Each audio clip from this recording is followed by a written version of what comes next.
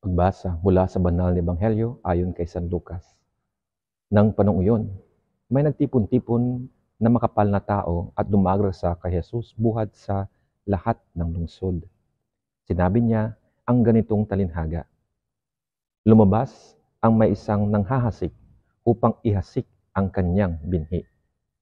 Sa kanyang paghasik ay may nahulog sa tabi ng daan na pagyapakan at kinain ito ng mga ibon sa himpapawid. May nahulog sa batuhan at pagsibol ay natuyo dahil sa kawalan ng halumigmig. May nahulog sa gitna ng mga dawag, ngunit paglaki ng mga dawag ay ininis ang mga iyon. Ang iba ay nahulog sa mabuting lupa at nang sumibol ay namunga ng makasandaan. Pagkasabi nito, sumigaw siya.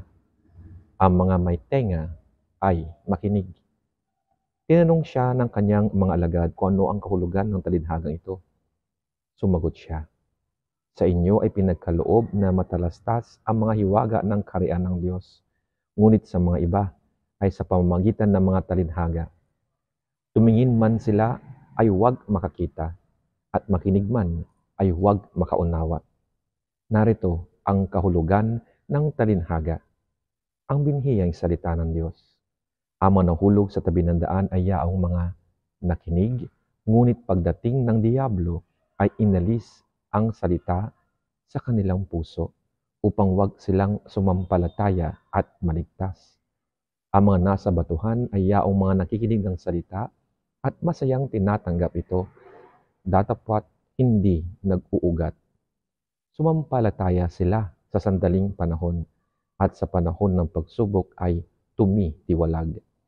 Ang binhing nahulog sa gitna ng mga dawag ay yaong mga nakinig subalit sa lakad ng panahon ay ininis ng kabalisaan sa daigdig, ng kayamanan at ng mga kasayahan sa buhay. Kaya ang bunga ay hindi nahihinog. Ang nahulog sa mabuting lupa ay yaong mga nakikinig ng salita at tumutupad nito na may pusong butihin at marangal. Kaya nagbubunga sila dahil sa kanilang tiyaga. Ang mabuting balita ng Panginoon.